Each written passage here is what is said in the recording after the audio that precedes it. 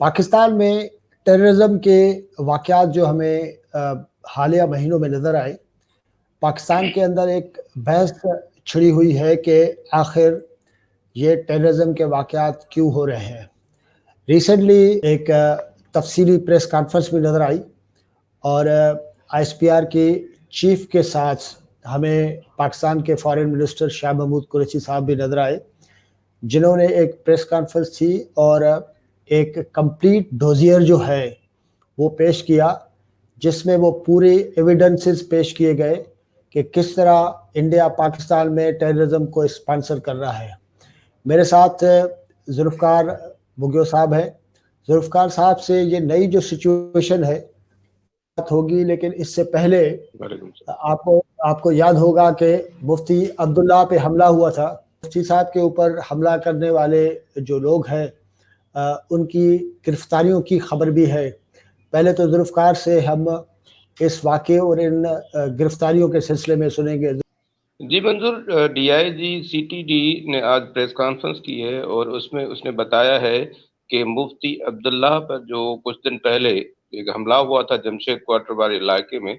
उस हमले में मुलव्वस 2 मुल्ज़मान को गिरफ्तार कर लिया गया है, जिनमें एक हारिस और दूसरा सफियान है।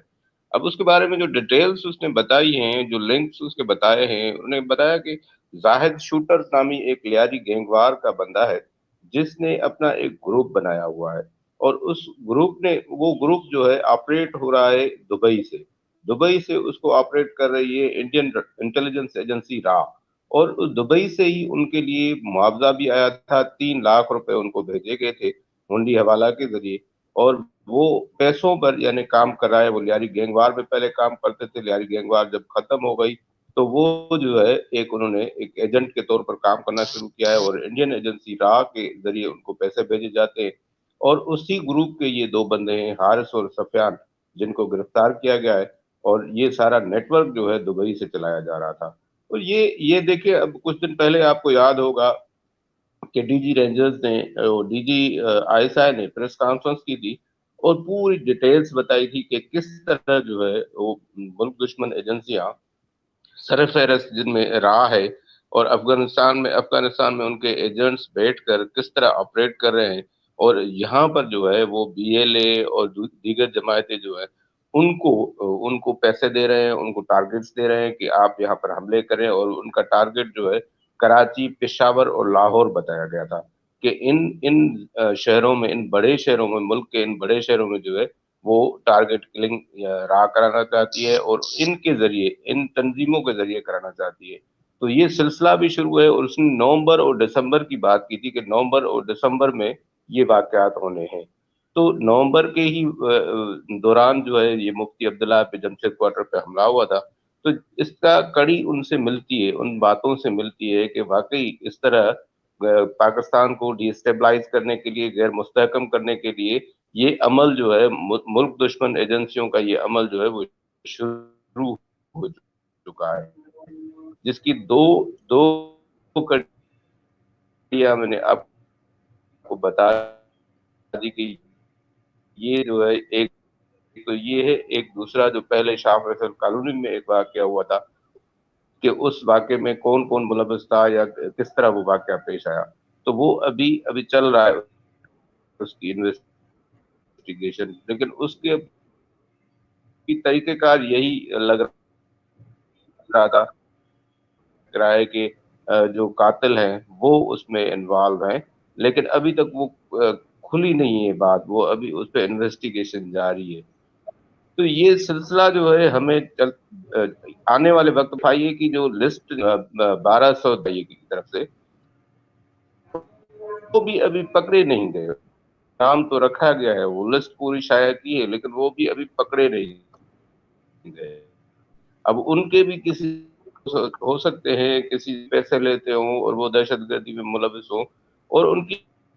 जो फिगर्स थी वो हैरतनाक थी कि 737 अफराद जो हैं, मतलब यानी आधे से भी ज़्यादा, और दूसरे जो है 100 के करीब 20 ज्यादा मोस्ट वांटेड टेररिस्ट जो है वो केपीके के हैं, और वहां से अभी तक उनकी गिरफ्तारी के लिए कोई मुहिम नहीं चलाई गई। ये भी हैरतनाक चीज है कि जो मोस्ट वांटेड टेररिस्ट है اور جیسے سندھ میں ہوتا ہے, جیسے کراچی میں ہوتا ہے, یا ایون پنجاب میں ہوتا ہے کہ موسٹ وانٹیڈ کی لسٹ جب آتی ہے تو اس کے لیے پولیس جو ہے باقاعدہ مہم شروع کرتی ہے, پولیس اور دیگر ایجنسیاں بھی, لیکن پولیس خاص طور پر کہ جو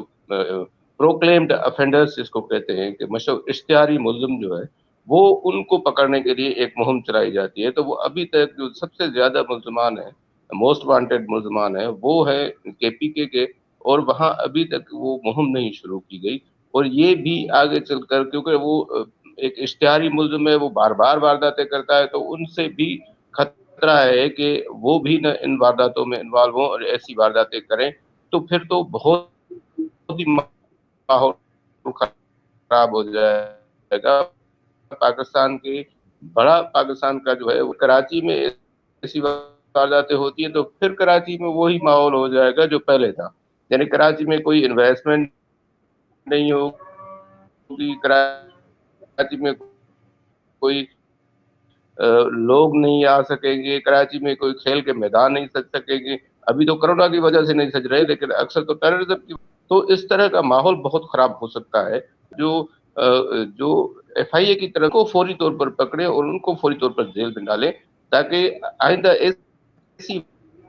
وارداتیں نہ ہو سکے. اور دشمن بھی ان کو یوز کر رہا ہے کہ یہ دہشت گردی میں انوالو ہے, تو وہی دشمن ایجنسیاں جو ہے انہی پہ ہی ہاتھ رکھتی ہے کہ تم پیسے لو اور تم ہمارے لیے کام کرو. ملک تو تمہیں ویسے ہی دشمن قرار دے چکا ہے, اب تم ہمارے لیے کام کرو اور یہ پیسے لو. اکثر لوگ اسی طرح جو ہے وہ ان کی طرف جاتے ہیں, اور یہی لوگ جو ٹیررسٹ ہوتے ہیں, مفرور ہوتے ہیں, وہی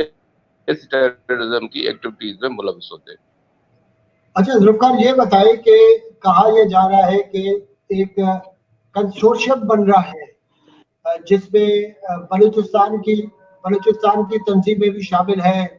طالبان شامل ہے. اس کا مطلب ہے کہ کوئی نظریاتی لائن اور کوئی نظریاتی اتحاد کی بات نہیں ہے. ٹیررزم اور پاکستان کو اسٹیبلائز کرنا ہے, اس کے لیے لارجر اتحاد کی بات کی گئی ہے, جس کو انڈیا جو ہے وہ بنوا رہا ہے. یہ اس سے پہلے کبھی نہیں ہوا. ایسا پہلے کبھی نہیں ہوا, بالکل آپ صحیح کہہ رہے ہو.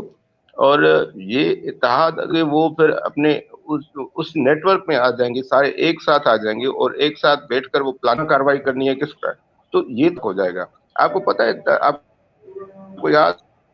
ہوگا کہ طالبان کو توڑنے کی جب بات کی گئی تھی, طالبان کے خلاف جو طالبان اینڈ تک کاروائی کرتے ہوئے ایجنسیاں, پولیس افسران یہ بتاتے تھے کہ اب ان کا زور ٹوٹ گیا ہے, کیونکہ اب وہ چھوٹے چھوٹے ٹکڑوں میں تار بندے کا دوسرا گروپ ہے, ایک دوسرے سے ان کا کانٹیکٹ بھی نہیں ہے, کیونکہ ان کے اوپر اتنا پریشر ہے, اتنی ان کے اوپر کاروائیاں کی گئی ہیں کہ وہ چھوٹے چھوٹے گروپوں میں تقسیم ہو چکے ہیں. تو اگر یہ لوگ اتحاد کی صورت میں آ جاتے ہیں, تو یہ پھر اسی طرح طالبان کا جو 2002 کا عروج تھا, 2002 سے جیسے انہوں نے کاروائیاں کی تھی, ایسے ہی اس طرح کی کاروائیاں ہو جائیں گی ان کی, اور یہ ملک کے لیے انتہائی خطرناک ثابت ہوگا. ان کو پھر توڑنے کے لیے ہمیں پھر 18 سال چاہیے ہوں گے کہ ان کو چھوٹے چھوٹے گروپوں میں تقسیم کریں, ان کا کمیونیکیشن نیٹ ورک ختم کریں,